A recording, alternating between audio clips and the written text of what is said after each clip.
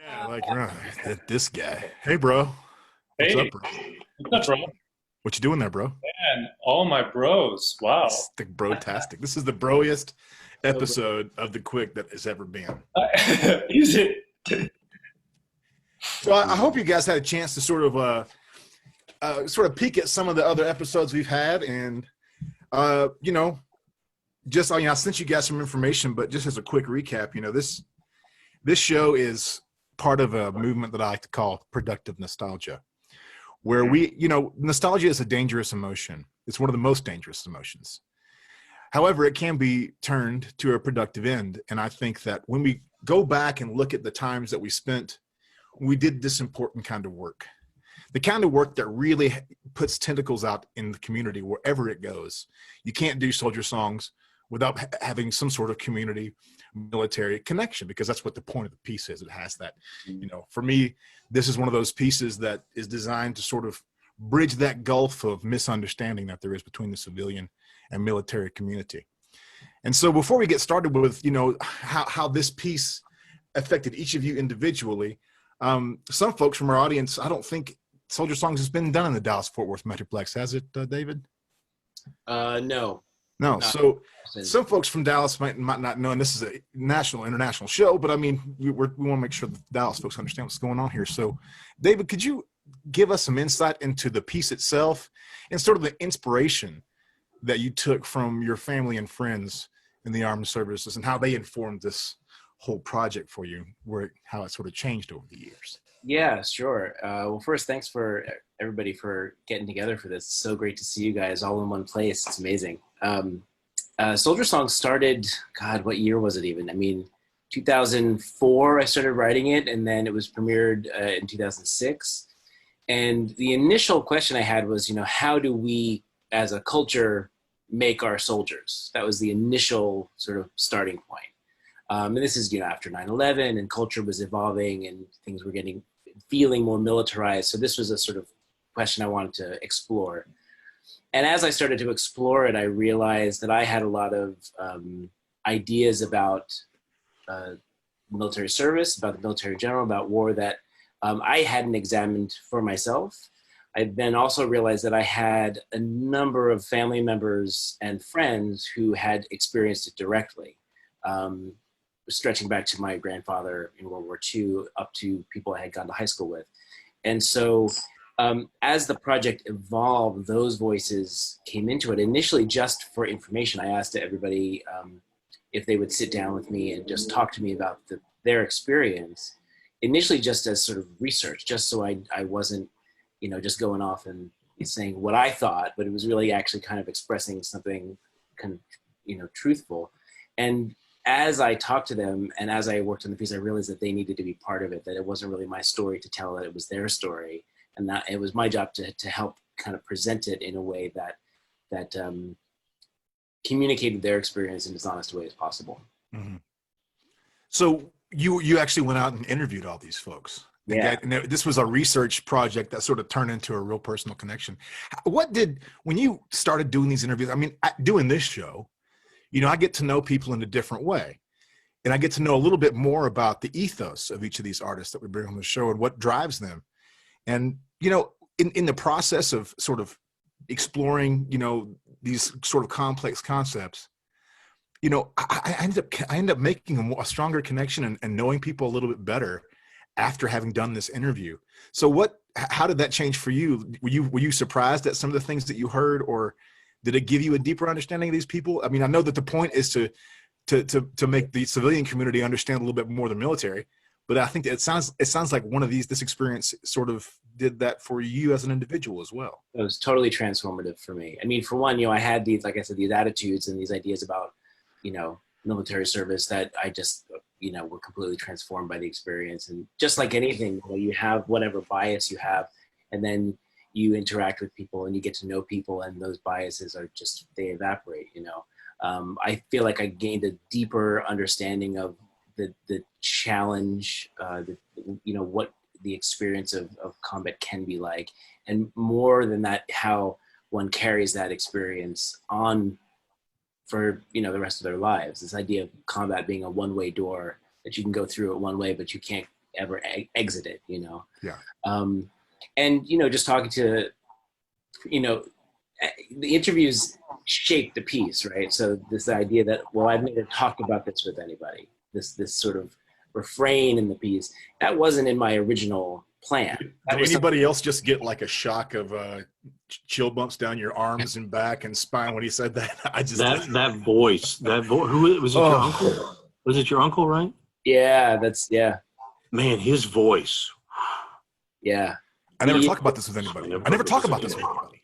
You know? Well, they're the two guys. There's one, my uncle Gene, who starts the piece, and then my uncle Rich starts the sort of epilogue, or the sort of war after war movement with the same sentiment, you know.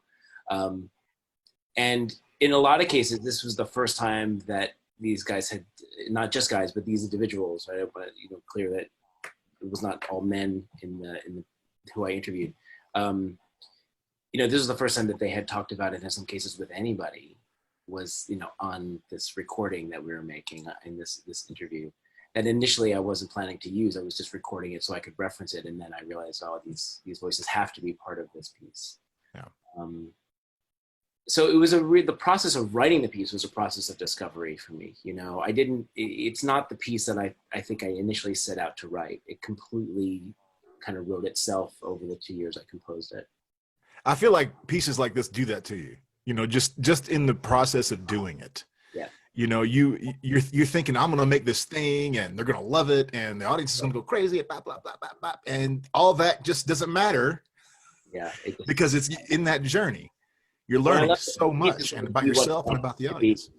Piece is going to be what it wants to be. You know, I think writing this piece really taught me that you just have to trust the piece to tell you what it wants, you know, and what it needs to sort of really sing. Well, Christopher, you were the first one that did this. Am I correct? No. So, Jim did it before me at Vox, which is when I first saw it. But then at Pittsburgh. Yeah, I was. I think I was first at Pittsburgh. Was that you? Number one. Yep. Patient zero.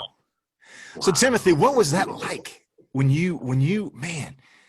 So no one had ever seen this before except for, you know, the song cycle version of it, right? So this is the first stage thing. What was that like? This was the very first thing. This is the very first. Yeah, this is before Vox. This is before anything. This was literally like, here's the score. It was finished a week ago or whatever. Okay. Like, Were there things missing from it? it was longer. Right. Oh. More interviews initially. We had to. Well, we can talk about it. I'll let Jones dig in. Yeah, Tim, tell us about that, man. And was it fully staged and all that stuff? Yeah, we were fully staged. It was interesting being a member of the Pittsburgh New Music Ensemble because, like David said, he finished the piece maybe the week before, maybe 2 weeks before. It was maybe a month. I mean, right. Yeah. But the week before, I had to perform a different piece. Yeah. And the week before that, I had to perform a different piece. So It was tough. I feel really fortunate that I can learn music very quickly. And this was a good example of that when he showed up. I've got to give it my best. And you were so helpful. I still have I almost wore it. I have a G.I. Joe t-shirt that you gave to me. Right. Because I don't really have personal military experience myself. And my father is a member of a large family. He has 16 brothers and sisters. And all of his brothers served, but he didn't because he was the youngest. Mm-hmm. Mm-hmm. So you would know that there was a law that the youngest son could not go because that would be and you had the same. It couldn't happen to a family for a mother to lose all of her sons, but all of my uncles did. And so I felt like I had a lot to bring to the experience, and I have loved what the piece has become and what you guys have done with what David gave us to start with. David, I don't get to talk to you a lot, but you know how grateful I am for what you did. It's nice to see the life that it's taken. And you know, Jones, I have to say, like, your openness and your shall we say, like patience with someone who had never written a piece quite like this before, is really, I think, a big part of what enabled it to have the success it's had. You know, you were Hey, given thank you to for saying just that. so I had that experience twice where I had to really be out there. All of you would know Kevin Putz. Kevin wrote a big piece for me at Pittsburgh as well, a 30-minute piece for one singer. And that's the piece that he used to get the commission to get the work for Minnesota Soldier Song for Silent Night. Mm-hmm. It's not, you're not talking about Einstein, are you? Einstein was the piece that he I wrote. did that too. Yeah, I saw your recordings of. I love that these pieces go on to other great singers. It's not just for one person. It has a life. And you know, he always told me, he said, I wrote a role in Silent Night for you because he says, oh my God, it's a German soldier, but your French is so good. And that's what Craig always said. I hated that because I was hoping I could just fluff the French, and he wrote it in. That's what happens when you write for a professor. It's gonna be pretty good. But I really love being a part of these pieces with you guys. Well, Tim, you said something that really, you know, we've all done that last minute hustle, and doesn't mean that we're irresponsible or not doing our work, but man, when you get busy and you're working and you're trying to learn 4 or 5, 6 pieces at the same time, this stuff happens sometimes. Yeah. And we've all been there and we've all survived. And when you enter into a process with that kind of energy, it does seem like it's a lot of noise in your brain and it's really hard to cut through. But there's always that moment when everything sort of clears up. It's like the inflection point and you get it. You know, this, not only is this performance is going to work, I think this piece is going to work. Do you remember when that happened for you when you did it in Pittsburgh? I do very well. I mean, we had to work on everything from the growth of the character. You know, that still one of my favorite parts is the kid, because you get to sing in falsetto, sound like a choir boy, killing all the bad guys. And then all of a sudden there's this change back to your natural voice, and then you're back to singing like a little boy. I love that moment. And I realized, wait, this is a composer who has imagination. Right. And you shared that imagination with me, with this audience, who week after week, they saw me become someone different and become something different. And, you know, it's such a powerful piece. So once we got over into the piece and it started growing up and we were staging, and I just remember thinking, what would it be like to be that father who got that letter and had no other recourse than to start a fire? It just was crazy. And that's when I knew, oh, this is something special. This is going to have a life beyond me. This is going to have a life beyond Pittsburgh. And it certainly has. It's been just a catapult. One of the things that struck me about that was that knowing that what would it be like to be that father that got that letter, and knowing that there are people in your audience that have gotten letters like that and wanted to do that themselves and didn't get the chance to, because I always say that if we did the things that we do on the stage out in the street, they put us in jail because you can't do that stuff. And we're really lucky because we as human beings get to do things that all the other human beings can't do. And so we give them this way to sort of go through that kind of experience with us.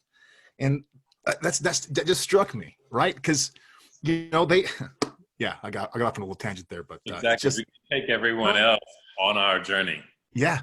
Can I ask real quick? Was the child in that first production, was there a child in the production? No, just child. one man. Yeah. David, Boy, you know, with Yuval, when we started working on that production with Yuval, he brought in the boy, and we sort of talked about, you know, and then actually the sample nowadays. I wish I could tell you that everything will be all right. That, I think, that was originally meant to be sung by the baritone. I don't remember if I think it had been cut before the premiere, and I think it was just the flute part. I can't remember actually, but then it got added back in the recording. David, I think it was pre-recorded. It was, okay. So when we did it it was a lot of years ago, And I've got a, yeah, oh, some, you might know. Sorry, no, go ahead. Go ahead. It was a lot of years ago, but I think it was pre-recorded. I think Okay. it was in that version. Cool. Well, when we were doing it in New York, at first it was a flute line, and then at some point you decided to have the boy try to sing it. Yeah, that was part of Yuval's production. Yeah, And then we recorded Melissa Hughes, I think, after that. exactly. And now so it's funny the pieces evolved, like we're saying, things been sort of slightly edited here and there, and but it's and each of you guys have been a part of that, How helping many it. productions are there? There's The Glimmer, there's Yuval's, there's Please. Timothy, who directed? Kevin, no. Never know. Kevin, no. Oh wait, but he conducted that. But did he stage it as well? He did the staging, and his associate conductor, Brett Mitchell, Mhm. who some of you would know from Cleveland Orchestra. He's now at Colorado Symphony, and he was there as well. He did a lot of the conducting.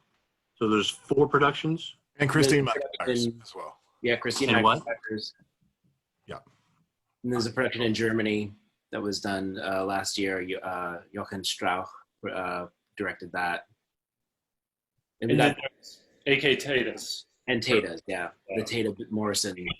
Well, this is an interesting. And then also interesting the one point. that Andre did, which was at FSU. Yeah, we had a directing student direct it. Yeah. Oh, wow, cool. There But was, this production has had a lot of productions. This show has had a lot of production. I think it's part of the nature of the piece being a one-man show, because you can do it without a whole lot of pomp and circumstance. You just need a person and some musicians, and basically that's all you need. Everything else is great and it helps provide context, but truly the piece is strong enough, just music, right? Just music and acting. And what's interesting, we talk about all these different productions. I talk to a lot of singers or producers or audience members or donors on this show, just sort of separate. But we have with us here David Adam Moore, who's sung the role and also has a production from his production company that makes the rounds. And so, whenever I've noticed this as, I started to do Glory Denied, and I was going to co-direct that. Of course, that got canceled or postponed. And so we're waiting on that. But I realized when I started working on Glory Denied as a director, that it changed my whole perspective about the piece. And I understood all in an instant how much I thought I knew was about this much of what I needed to know to direct that show. So how was that experience for you, David, going from from being a singer, but to doing the whole shebang?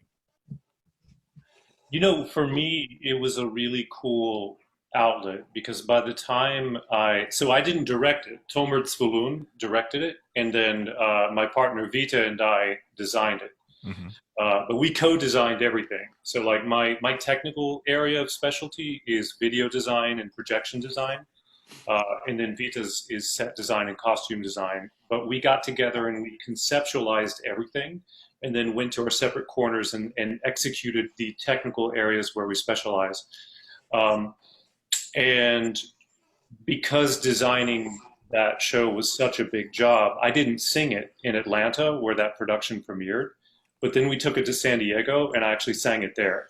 And I do this sometimes with shows I sing and design. I had 2 contracts. I had a production contract, that like a designer contract, that ended at a certain point, and then from then on it was singer contract, so that I could just sing, and hand it off to somebody else. But to answer your question, by the time I did that, I felt like I had done so much immersion in what I felt like in the material that I felt like I needed to be exposed to even have a shot at representing this experience fairly. That for me, it was a process more of just pulling from all this research I had done up to that point and then finding some expression for it. I think certainly thinking of it on a much larger scale, and being a lot more deeply involved in the director's process of actually telling the story made a huge difference. But for me, it was very liberating in a way to be able to be creating the character within an environment that I had also co-created. That's really interesting, David, because like I've always been fascinated by what you and Vita have been up to in the past like 10 years or so. It's been fascinating to watch it develop and encouraging, and I think actually kind of revolutionary, because one of the things that I've said before is that we're the idea that you're a specialist and you only sing this particular kind of stuff, or you're only a singer, I think is probably one that's outdated. Yeah, I think it's a new concept in the much larger history, but in the more recent history, it's getting outdated. Yeah. And that's something. Yeah, go ahead. This isn't the first time that you have sung in a production that you have designed, because you have that Winterreise or something, right? Yeah, I've been doing Winterreise, a couple of other projects as well. So yeah, this has been something it's been designing and directing. It's been another layer of my career over the past 5-6 years, something like that. So I've been going back and forth a lot. Sometimes I'll do projects that involve both. David and I co-created a work, or with David Glimmer and I co-created a work in which I performed that was for baritone and electronics and sound reactive video, and I was involved in that's actually a really cool story. I don't know if you guys want to hear it. It's not that related to Soldier Songs, but anyway, it was David composed the vocal lines, and then I composed the electronic score for it, because I've got a background in electronic music production and composition, and so David basically wrote an a cappella piece and then handed that off to me. And then I set it in this electronic setting, and then Vita and I took that and made this like multimedia sound reactive performance installation out of that, and then presented it at National Sawdust a couple of years ago. I think you're leaving an important part of that out, which is that you created an electronic soundscape that specifically was designed for you to be able to sing acoustically with quite loud electronic music, because it was acoustically carved out in just the right way. Yes, I remember that. Which is no microphone. So cool. Wow. Science. Right.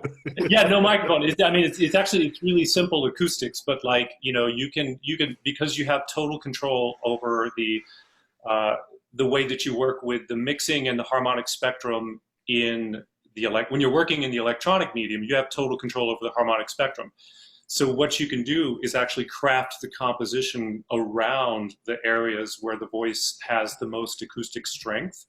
And so what we were able to achieve was kind of crazy. It was experimental in many respects, but what we ended up with was there were some moments when I would be practically whispering. It'd be well placed and everything, but like I'd be practically whispering, but the speakers would be putting out so much sound that it was shaking the walls. That's cool. That's cool. What was this venue? Where was it? This is National Sawdust in Brooklyn. Okay. So it's, yeah, you probably sung there, right? At some point. I've been there. I haven't actually. I've never sung there, but I've been there. I'm sure you'll sing there at some point for sure.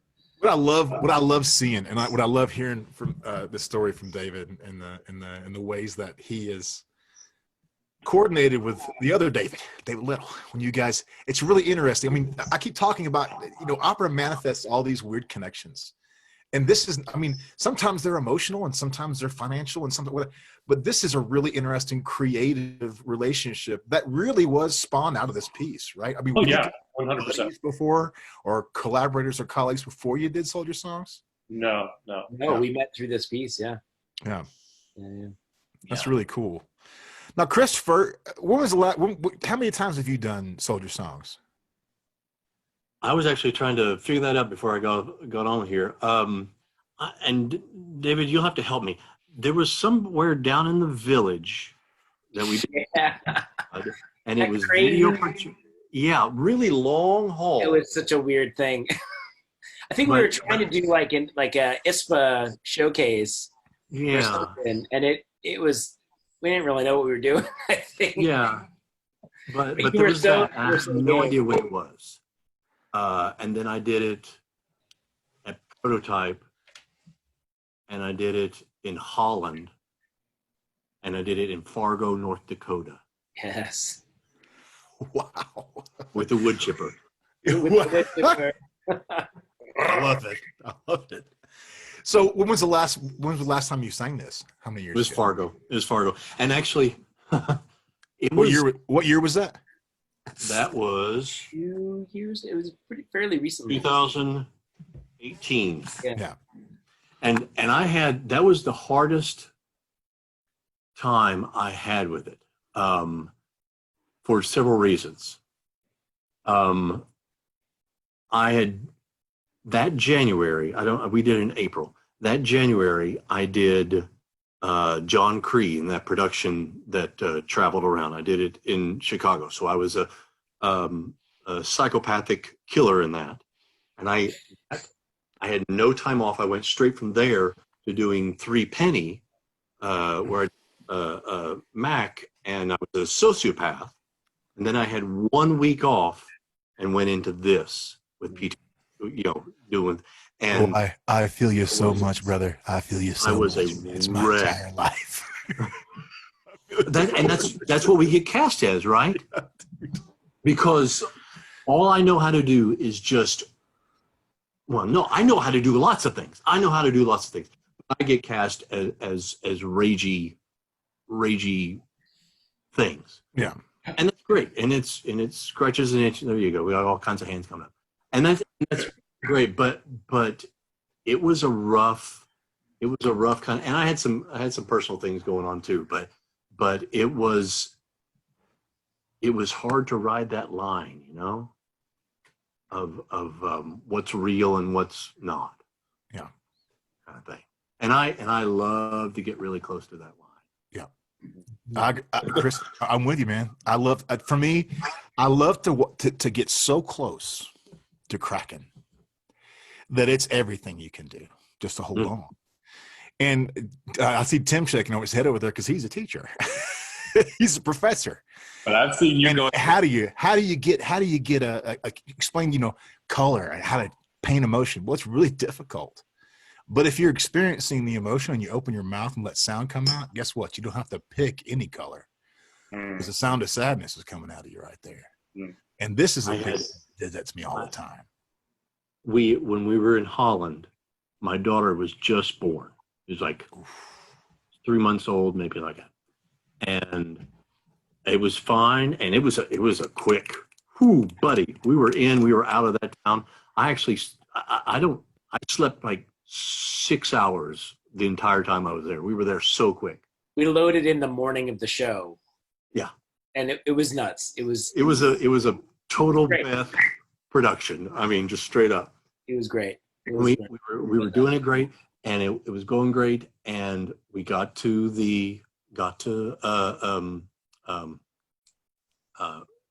bring it back. When you just have to, I kind of speak it a little bit when everybody cuts out. Yeah. And at that moment, for a split second, I just thought about my daughter being like 19 and have been sent off. And all of a sudden, I couldn't phonate. I couldn't do anything. I could not make sound. And I had to horse myself to get back on track. But I was screwed, man. Isn't it funny how same thing happened to Jim Bobick when he sang it in Vox, the exact same line. Yeah. And his first child had just been born, a month before or something. Isn't it funny when you live in the opera with a conscience world, you got to go to those places. You got to really open some doors in the old noggin. That it's dangerous to open those doors sometimes. And I think that's a really interesting thing that is not talked about enough of what we do. You walk into that sort of mental space and you're like, oh, I can feel this impulse going. I'm going to go with it, and I'm going to go with it. And then the next thing you know, it's taking you, and you have no choice whether you're going to go for it or not. You're gone. Yeah. Let me, a lot of times when we do these pieces, like Colin Black Madonna, Gordon Knight, or Soldier Songs, anything to do with the military, it's always a good idea, especially if you're dealing with trauma, to not drop people off a cliff with an intense hour-long piece and then kick them out the door and say, go home, enjoy your trigger. Good night. So we always have to have I'm not sure if it's always been the case with you guys, but whenever I've done any opera that's like that, I always insist with the company that we have a debrief. And man, those sessions with even with the civilian community or the exchange that you have with the military community about how that piece impacted them in that moment, and actually getting to hear them talk about their experience immediately after having had it. I mean, for me, those voices, with the stories they tell and the way that they're talking about how the piece connected with them, it's stored in my mind all the time. And I'll find myself just being attacked out of the blue by one of these voices. It's sort of like how David worked these recordings into the score. So can you guys talk about those experiences, having those talkbacks and hearing, for us as civilians, man, it's really dicey. It's really tricky to dare to attempt to tell these stories. And then, I know when I walk into a room full of vets, especially when it's a command performance for nothing but vets, and I'm like, I'm just going to be here to do you guys. And so I'm incredibly intimidated, and I'm like, God, please, whatever you do, just don't screw this up, And then you go talk to them, and they are crying, and they are having something is unlocked in these guys, and they talked about things they haven't talked about in years. So, I know I've talked a lot here like that, but what's been your experience with that particular kind of reaction? I had an experience in Pittsburgh because we have the opportunity to invite audience members onto the stage after the productions. And in our production, the instrumentalists were on the stage, and I was all over the place. I was sometimes down, sometimes up in the catwalk I was all over the place during that production. But after it was over, people came down to share their stories. And I would say there are definitely 3 of them that I remember specifically. I remember because it's an audience that I would see from week to week. And one that really stood out was a gentleman and his wife, and they lost their son. And they shared, this is the kind of piece that makes you share that if it happens. If you experience it and you are in that world, you come down. And I saw them, I won't see them this year because everything's been postponed with our season, but I've seen them every time that I've gone back to Pittsburgh. They're loyal fans. They wear the lime green. And every time, David, they have mentioned your piece and how special it was to them. They try to talk about me. I deflect that. I always put it right back onto you. You're the one who created this, and I know why you did it. We talked about that at the beginning, what you wanted to preserve. And that wasn't about me, and it wasn't about you. It was about what you put down in that piece. And they've never forgotten it. And I know they are just the ones who come to tell me. I know it's affected others in the same way. In Pittsburgh, after the show, one of the audience members was the mother of one of the people I had interviewed. That's right.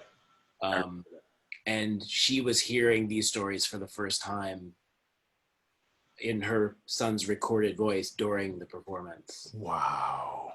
And this is someone I grew up with, so I've known her my whole life, basically. And that was really, that's one of those moments that I just was like, the weight of that, it was so extreme, but also in a way, hopefully a positive thing for her, and also his sister. The 2 of them were there together. Absolutely incredible. It's such about catharsis for, like 99%, I'm sure, but I'm wondering, has anyone heard of any bad reactions to the, not bad as like, you know, it sucks or something like that, but like I can't take it, I've got to leave, or leave early, or freaking out or something like that? Has there been any of that? I've never. So I have a friend who was deployed when I was writing the piece. Otherwise, I would have interviewed him as well. And he came to see it in San Diego, and couldn't get through all of it. He had to. He saw like bits of it that day, but then he came back and saw it in LA. And by that point, you know, he was able to sort of see the whole piece. Were both of those the Glimmer production? No, so San Diego was, and then Tata production was in LA. Okay. Yeah. The when we did it in Yuval's second production, there was a collaboration with the Wounded Warrior Project, and they had brought some vets in, some combat vets who, and this happens all the time with this show, you get people in who've never seen opera. They don't really know what opera is, like most Americans. And you know, maybe they'd never even seen a live play or something like that. So, you know, their reactions a lot of times are so varied, you know, but I find a lot of them who I've had direct contact with go into two camps. One is where they experience a real catharsis and actually an ability to talk about things that they have not, maybe in some cases they've never spoken about, but certainly would never speak about to a stranger, you know. And then on the other end of the spectrum, I've seen combat vets who would see the piece and just clam up and just be very distant but like to a bizarre degree that doesn't even make sense in that social context, you know, where, you know, and you could tell it triggered something in them that they don't want to deal with either at all or just not in public, you know. But one time I had, you know, and this is one of these experiences, you know, it's, y'all know this is a hard fucking career, being a singer, you know, and being a composer. I mean, you know, everything we do, it's playing life and culture and creation on expert level, you know. And so, but you have these little moments every now and then where you're like, okay, that made it worth it. Because when you can really experience that you've really rocked someone's frame of reference, you know, and or the project, the thing that you were involved in, you know, and when you can see in a very tangible way that it's had a real impact. And so the Wounded Warrior Project, this was in New Haven at Yale. We did Yuval Sharon's production there, and they had brought some vets there. And there was this one guy who came up to me after the talk back, and he did not want to stop talking. He said that he had been deployed 21 times. 21 months in Vietnam. And he was very obviously physically changed from it. Like you could tell that he's, you know, he had gotten some physical, you know, he had come home with some serious physical disabilities. And cognitively too, like there were patterns in his speech and just the way he spoke, you could tell that you know, there was some sort of mental, you know, consequences from the combat injuries as well. And he came up to me and he just wanted to talk and talk and talk. And he was like, I've never experienced anything like this. This has been bottled up inside of me my entire, you know, ever since this happened. And I've never talked about this to anybody before. And this is something that you keep hearing, and it's repeated throughout the piece. And David, you just absolutely nailed it, you know, in that sense.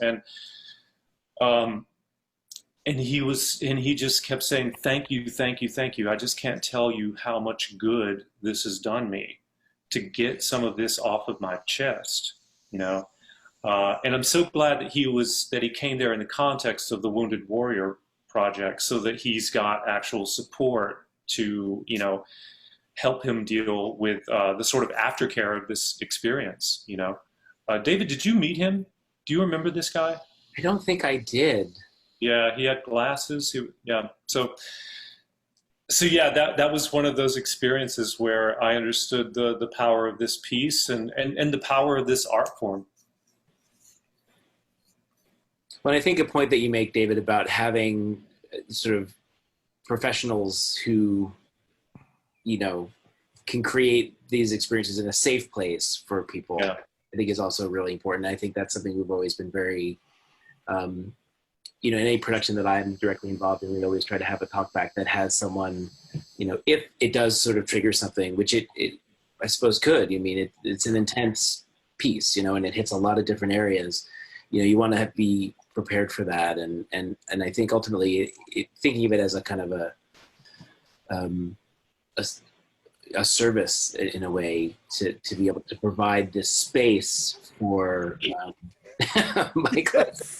You know, but like the piece is not like, sure, it's a piece of art, but it's a piece of art with a purpose, with a function outside of just being a piece of art that we see in a theater. You know, it has, I think, it can go further than that. I think the implications of it are larger than that as well.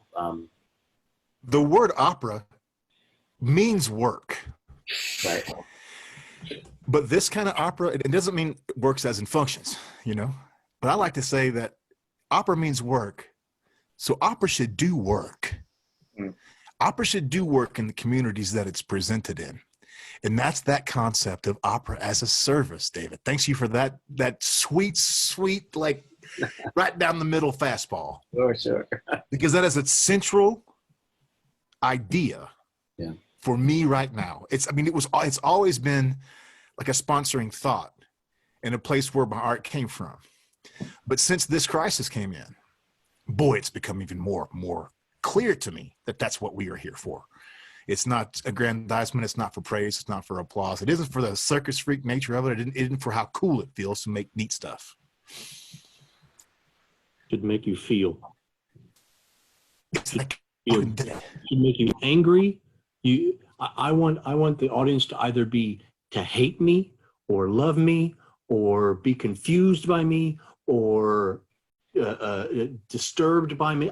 I want them to feel something. Or to pass through all of those emotions, you know.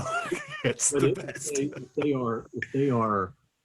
If it is a benign thing, then I have not done my job.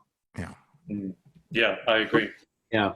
Something you guys, I think Mike and Chris, you were talking earlier about really going to the edge and pushing to the edge, you know, and I think that's what draws me to making music. You know, the kind of music that I grew up loving is music that was very extreme, you know, and that like metal and stuff is certainly in soldier songs. And I think that aspect of metal is something that I also find inspiration in the opera works that initially drew me in, like pieces like Burchett and Grimes. You know, there's something like right on the edge. And for me, typically, if it's not doing that, I'm kind of less interested. So more of that, I think, more on the edge.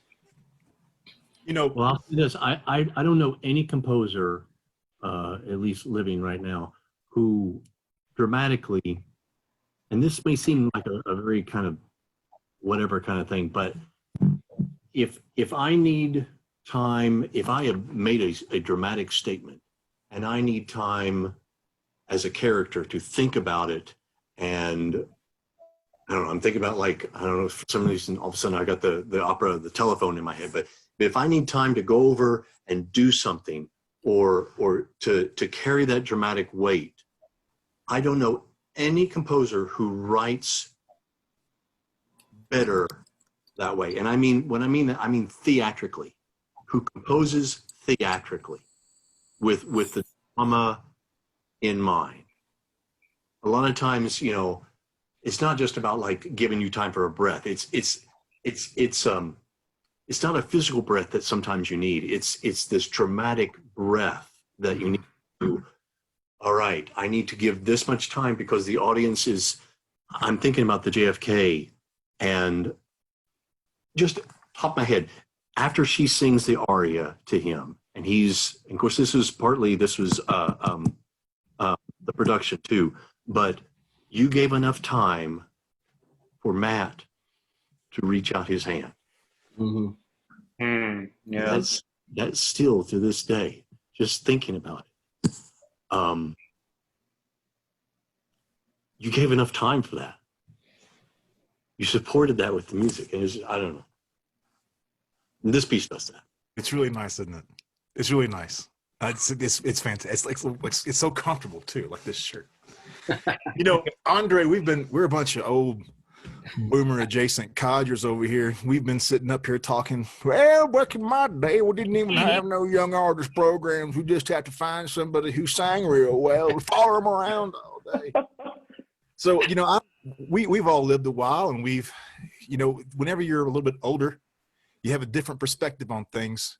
Doesn't mean it's right or better. It's just different. And so as somebody who's from a different generation and taking this piece, which is, you know, it's not a piece about Vietnam. It's not a piece about Korea. It's not a piece about World War II. It's a piece about war and America's place in that horrible thing. So, Andre, what's it like coming from your side and your perspective and approaching this? And what's been your experience digging through this incredibly complex character? I think I had selfish intent for doing it at first. I had started graduate school, and the first year I didn't get the roles that I had wanted. And so I said, damn it, I'll find a way to do my own opera. And I was jokingly, it all happened so interestingly because Bear Hunks had just 2011 had a post for you, David, about David is reprising Soldier. And so it was in the back of my head. And so this is 2013. Sorry, I'm really excited right now. This is great. I'm just going to watch. This is going to be great. 2013 happened, and I sent a text message to Joshua Borth, who was a directing student, and I said, we should do this opera. Mostly kind of serious, kind of joking. And he was a big go-getter too, and so he was like, yes, we should. And I laughed, and then a couple of days later, he was like, are you serious? And I said, absolutely.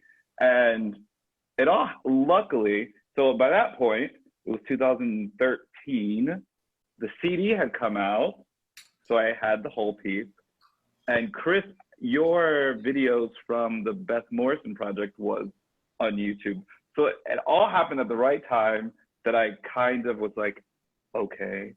And at the time, I think the faculty at Florida State was like, I don't know, sure. We'll see if it happens. And it was random at the end of the school year. Josh, and I don't know how he did this, sent me the score. He was like, I have the score. And so I looked at it, and at that time, I was 24. I was like, sure, I can do this. And so luckily I had the summer. Andre, I'm sorry. We're all just laughing our butts off right now. I could do it. Oh, this is easy. Look at all these whole notes. I was 24. Oh my God. And so that summer I worked at the Princeton Festival.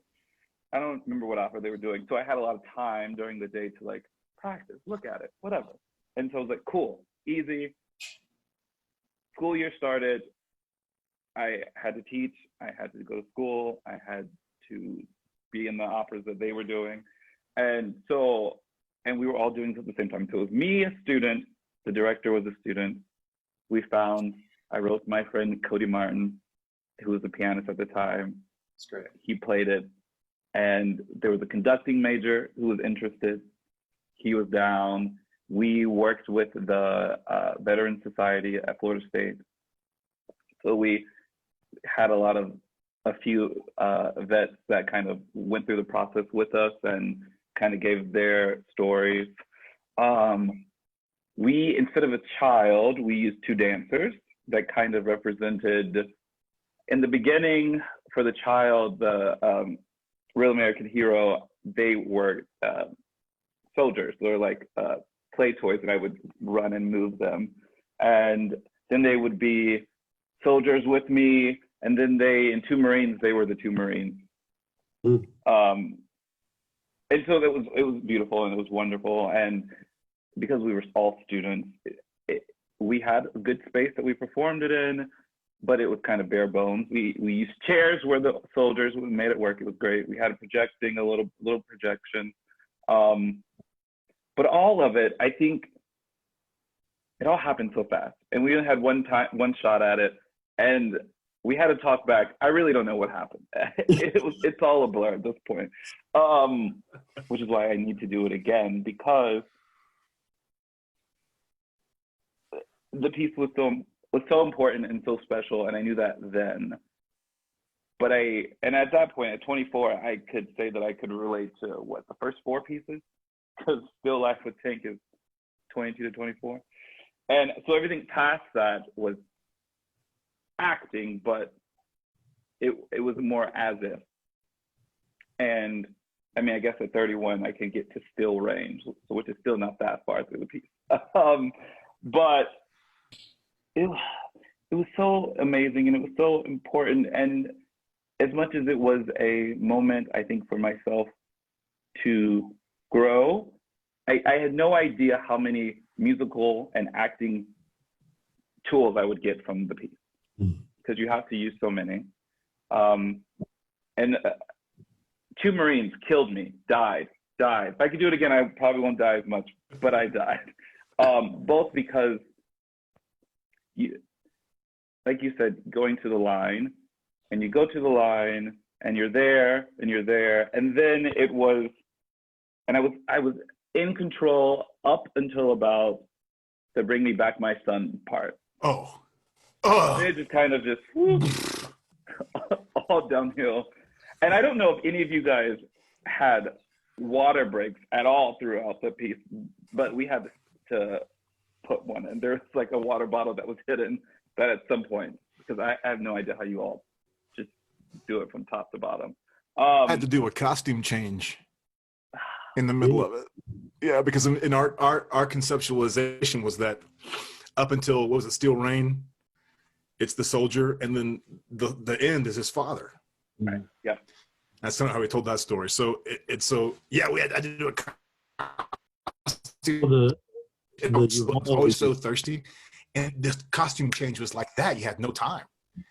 So I had to run off stage, do all my costume change, and I would grab a plastic bottle of water, just go and squeeze it and just jet it down my throat, and then walk back out like this. Oh, terrible, because you get back right into it, but it's crazy. David, did you ever have anything during your Vols production? Did you ever have anything in the tent? Water or anything?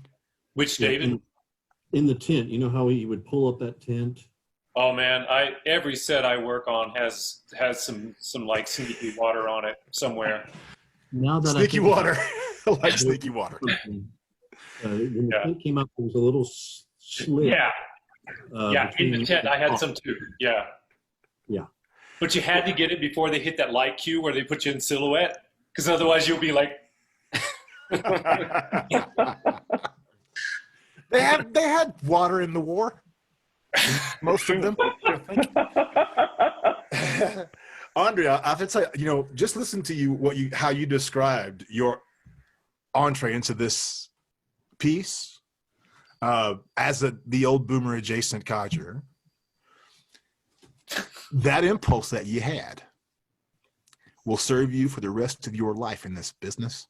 And I hope that you don't think that was a fluke or you just got lucky.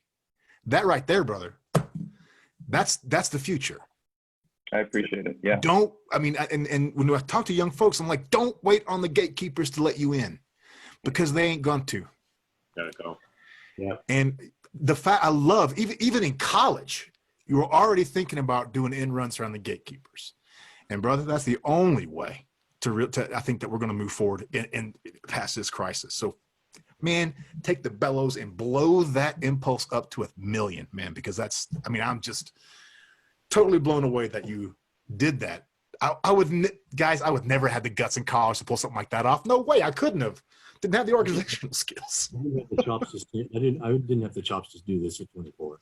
Oh my God. I couldn't have sung this at 24. No way. And that production, man, that production was beautiful and so effective. I mean, you talk about it being, there were folding chairs and a flag or whatever, but it was really fantastic. I still think about like some of those pictures that you guys found, where there's one where like the flag becomes like a bar. You're sitting at the bar. Yes, so the flag kind of opened and closed, and it ends up being like the table, or like the end of a table for like at a bar, and we were drinking and just talking through, and then it makes its way, and we're in a meeting just talking about things. We had to, of course, write a little write-up in the program because we did not use the flag appropriately, and they were concerned about that. That's, this is a tricky thing. I'm sure David's well aware of this. Military folks don't like it when you screw around with that stuff, man. They do not like it. And when the costumes are, last week's interview that I did for The Quick was with Sean Davis, who's a military consultant for theater. And I mean, that's just one of his jobs. He's got about 12, man. The guy just does everything. He's an American hero, Purple Heart recipient, all this. And one of the things we talked about was that everyone always wants to help the veterans, Let's do something to help the veterans. But a lot of times people are doing something to help the veterans so they can get some attention for themselves. And so it's really important, and that's one of the things Sean and I talked about, that when we do these projects, we take them so very seriously. And we get the details right.